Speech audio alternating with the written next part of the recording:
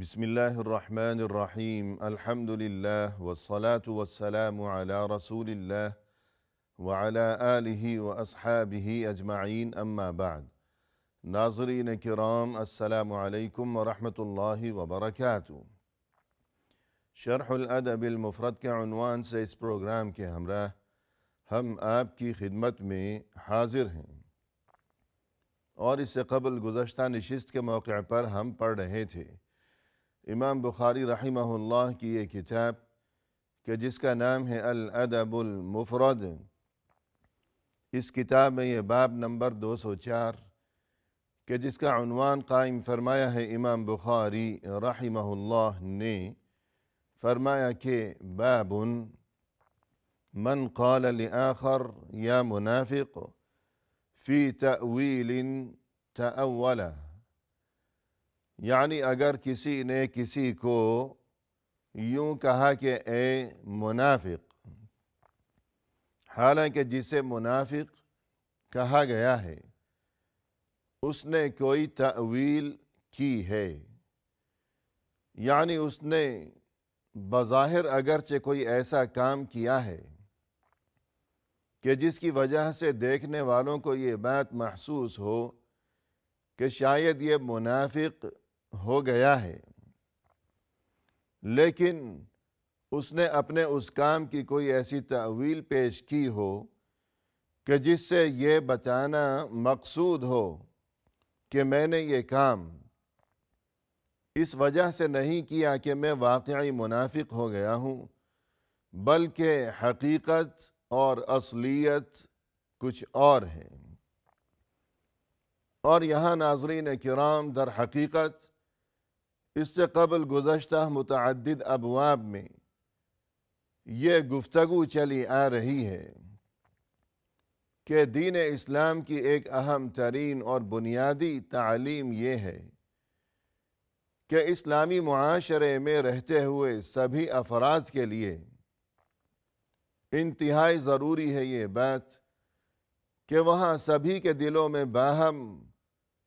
آپس میں ایک دوسرے کے لیے عزت و احترام کے جذبات ہوا کریں، اور یہ کہ آپس میں ایک دوسرے کے ساتھ رویہ و سلوک ہمیشہ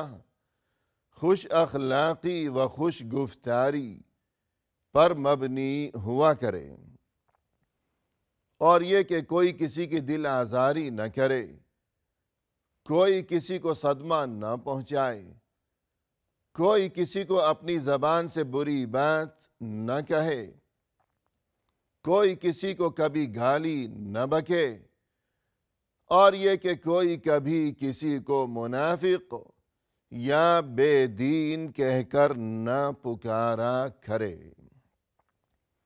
اسی حوالے سے گفتگو کو آگے بڑھاتے ہوئے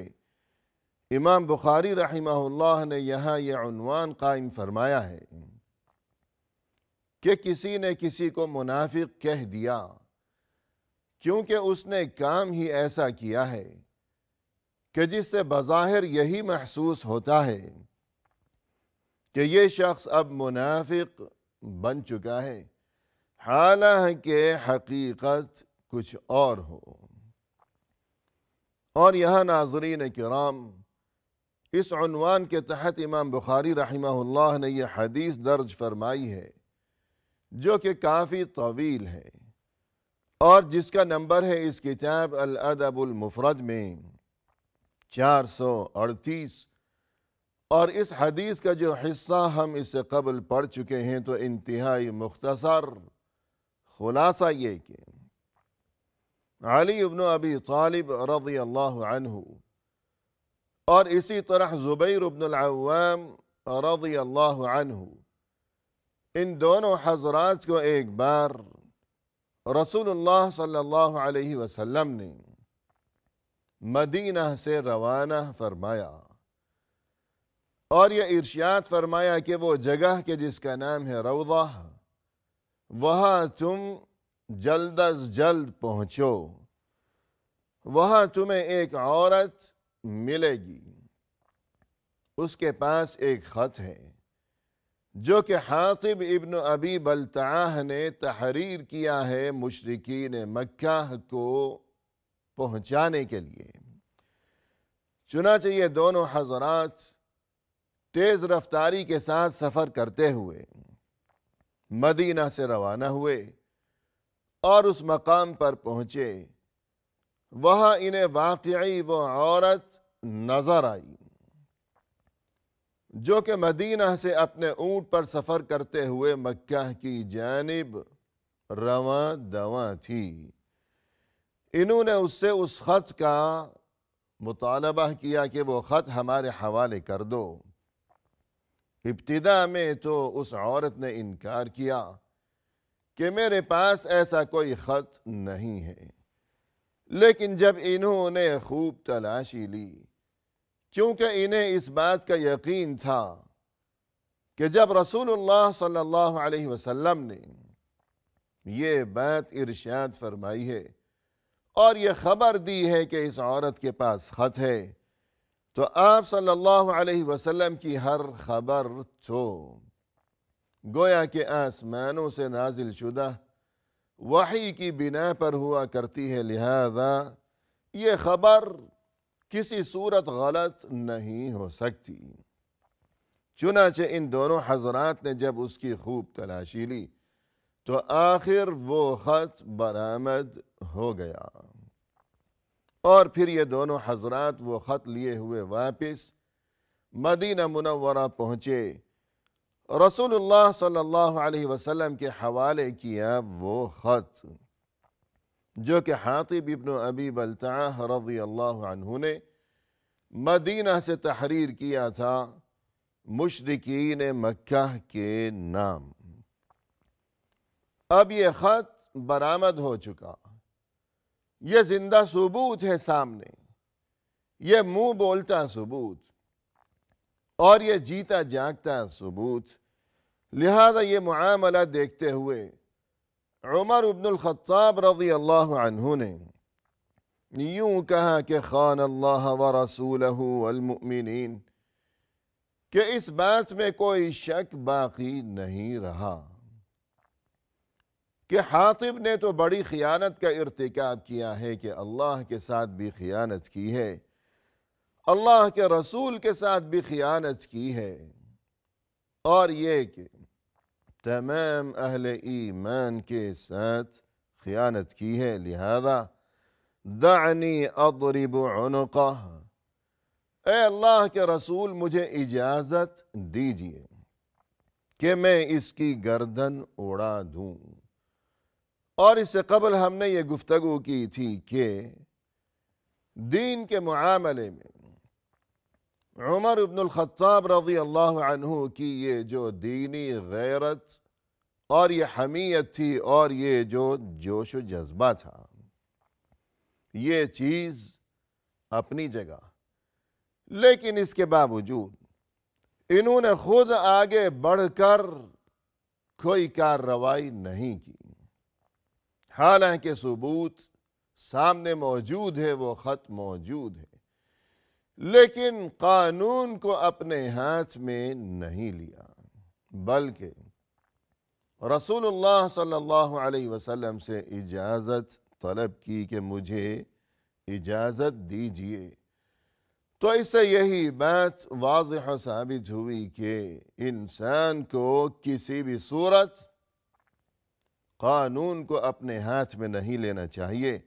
اگرچہ معاملہ بالکل واضح سامنے نظر آ رہا ہو۔ اور پھر اس کے بعد یہ ہوا کہ وقال ما حملک، رسول اللہ صلی اللہ علیہ وسلم نے اب حاطب کی طرف متوجہ ہوتے ہوئے اور اس سے مخاطب ہوتے ہوئے یوں استفسار فرمایا کہ ما حملک، یعنی حاطب ذرا یہ تو بتاؤ کہ تم نے یہ کام کیوں کیا، یعنی مشرکین مکہ کے نام تم نے یہ خفیہ خط تحریر کیا اور اس عورت کے ہاتھ تم نے یہ خط ارسال کیا، ایسا تم نے کیوں کیا؟ اور اس سے ناظرین کرام یہ بات واضح و ثابت ہوئی کہ اگر کبھی کسی سے کوئی غلطی سرزد ہو گئی ہو یا کسی جرم کا ارتکاب وہ کر بیٹھا ہو تو اسے صفائی کا مکمل موقع دیا جانا چاہیے، نہ یہ کہ اس کی بات سنے بغیر ہی اپنی طرف سے فوری طور پر کوئی یک طرفہ فیصلہ سنا دیا جائے، اور بالخصوص یہ کہ اگر وہ کوئی عام انسان نہیں ہے بلکہ اس کی بہت اچھی شہرت ہو، اور یہ کہ تقوی و پرہیزگاری کے معاملے میں اور شرافت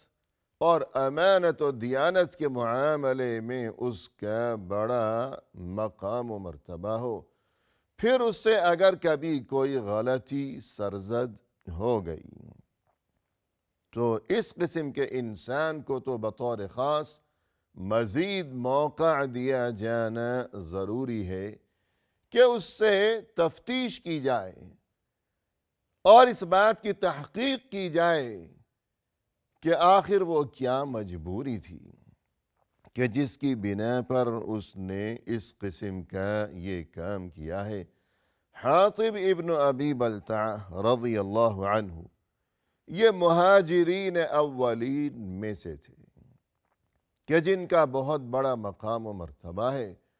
اور جنہیں اللہ عز و جل کی جانب سے عظیم ترین خوشخبریوں سے نوازا گیا ہے۔ مزید یہ کہ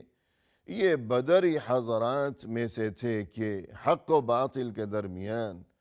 جو اولین یادگار اور تاریخی معرکہ پیش آیا تھا کہ جب مسلمانوں کے حالات انتہائی دگرگوں قسم کے وہ حالات جب چل رہے تھے، انتہائی بے بسی کا عالم جب طاری تھا، تو ایسے میں وہ 313 حضرات جو کہ نکل کھڑے ہوئے تھے اپنی جانیں ہتھیلیوں پر لیے ہوئے ان مشرکین کے مقابلے میں کہ جن کی تعداد بہت زیادہ تھی اور جو کہ ہر قسم کے سامان حرب و ضرب سے مسلح تھے، لیکن اس کے باوجود وہ وہاں نکلے اور اللہ کے دین کی سربلندی کی خاطر انہوں نے کسی قربانی سے دریغ نہیں کیا۔ ان حضرات کے لیے بھی بڑی عظیم ترین خوشخبریاں ہیں۔ تو یہ حاطب رضی اللہ عنہ بدری حضرات میں سے بھی تھے اور مہاجرین اولین میں سے بھی تھے، لہذا بغیر پوچھے ہوئے اور یہ کہ حقیقت کیا ہے یہ بات جانے بغیر کس طرح ان کے خلاف کوئی فیصلہ سنا دیا جاتا، رسول اللہ صلی اللہ علیہ وسلم نے ان سے وجہ دریافت فرمائی تو یہ ادب ہمیں سمجھ میں آیا۔ جواب میں حاطب نے یوں کہا، ما بی الا ان اکون مؤمنا باللہ۔ پہلی بات تو یہ کہ میں تو اب تک بدستور اللہ پر ایمان والا ہی ہوں، میں مؤمن ہی ہوں۔ جس طرح میں پہلے مؤمن تھا کہ جس روز میں نے ایمان قبول کیا تھا وہاں دین اسلام کے ابتدائی دور میں، وہاں مکی زندگی میں، تو آج بھی میں اسی طرح مؤمن ہی ہوں۔ میں نہ تو مرتد ہوا ہوں، نہ دین اسلام سے میں پھر گیا ہوں، اور نہ ہی میں منافق بن گیا ہوں۔ حقیقت یہی ہے کہ میں کل بھی مؤمن تھا اور آج بھی میں مؤمن ہوں اور ہمیشہ کے لیے میں مؤمن ہی ہوں۔ پہلی بات تو یہ ہو گئی۔ اب یہ کہ یہ خط کیوں تحریر کیا؟ وَأَرَدْتُ أَنْ يَكُونَ لِي عِنْدَ الْقَوْمِ يَدٌ، میں نے بس اتنی سی بات چاہی تھی کہ وہ جو قوم ہے یعنی مشرکین مکہ، ان پر میری طرف سے کچھ احسان ہو جائے، کچھ احسان ہو جائے۔ یعنی اس کا پس منظر یہ ہے کہ یہ جو حاطب رضی اللہ عنہ تھے،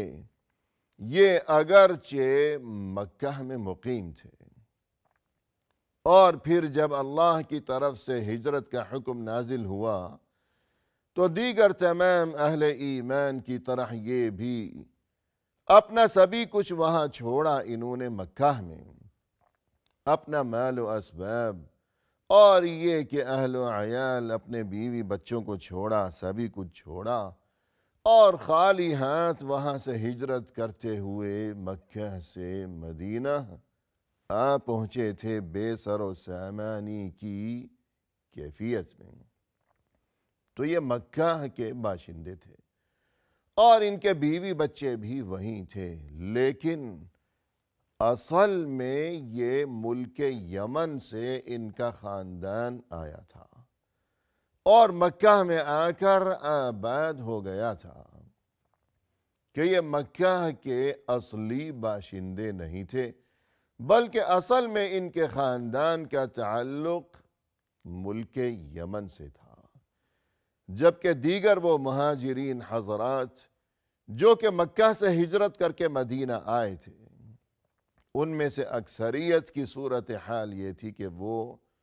مکہ ہی کے حقیقی اور اصلی باشندے تھے، کہ جس طرح مشرکین مکہ مکہ ہی کے باشندے تھے، تو یوں باقی مسلمان مہاجرین حضرات چونکہ مکہ کے اصلی باشندے تھے، لہذا یہی وجہ تھی کہ ہجرت کر کے مدینہ چلے آنے کے بعد بھی ان میں سے وہ حضرات کہ جن کے بیوی بچے ابھی تک وہاں مکہ میں ہی تھے، لیکن انہیں کچھ بے فکری تھی اس وجہ سے کہ وہاں مکہ میں ہمارے رشتہ دار جو کہ اگرچہ مشرک ہی ہیں، لیکن چونکہ ان کے ساتھ رشتہ داری کے معاملات ہیں، لہذا وہ ہمارے اہل و عیال کی، ہمارے بیوی بچوں کی حفاظت کرتے رہیں گے۔ یہ بے فکری تھی انہیں، جبکہ حاطب کا معاملہ قدر مختلف تھا۔ اس سلسلے میں ناظرین کرام مزید گفتگو لیے ہوئے انشاءاللہ آئندہ ملاقات کے موقع پر ہم حاضر خدمت ہوں گے۔ اس وقت تک کے لیے فی امان اللہ، وآخر دعوانا ان الحمد للہ رب العالمین۔